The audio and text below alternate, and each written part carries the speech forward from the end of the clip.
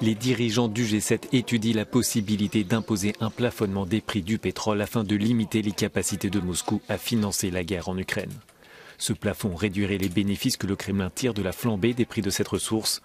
Au micro d'Euronews, la présidente de la Commission européenne souligne qu'il faut une alliance internationale pour que ce dispositif fonctionne.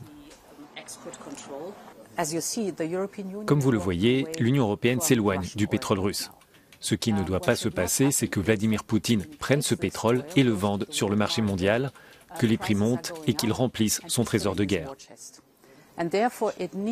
Pour cela, il faut une large alliance qui indique que nous voulons payer un prix décent, mais pas une flambée des prix.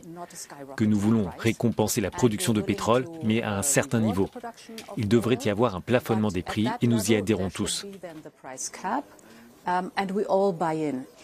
Pensez-vous obtenir le soutien de l'Inde et de la Chine sur ce plafonnement ? Nous étudions cela avec eux. C'est compliqué, ce n'est pas trivial. Nous devons donc l'étoffer. Mais cela vaut la peine de l'examiner car nous devons apporter une réponse. Il y a des craintes que le 6e paquet de sanctions ne donne pas les résultats escomptés pour limiter le trésor de guerre. Non, pas du tout. Au contraire, nous constatons que les sanctions frappent et blessent de plus en plus l'économie russe. Si vous regardez les différents secteurs, nous observons qu'ils se dégradent lentement, mais sûrement, à cause du contrôle des exportations.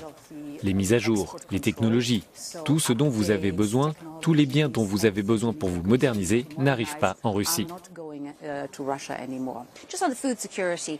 Concernant la sécurité alimentaire, est-ce qu'il y a des mesures concrètes pour faire face à l'embargo russe en mer Noire, sur le fait que les biens alimentaires ne peuvent pas sortir et que le temps presse ?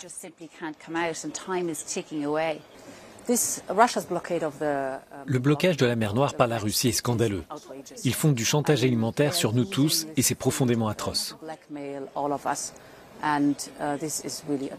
Ce que nous essayons de faire, c'est d'aider l'Ukraine autant que possible à exporter ses céréales tant que le blocage russe est en cours, à travers différents moyens, par exemple par train ou par route et même sur le Danube.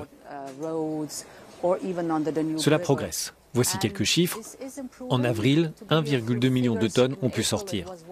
En mai, 1,7 et au mois de juin, 2,5 tonnes. Donc, nous progressons dans notre aide à l'Ukraine pour exporter ces céréales.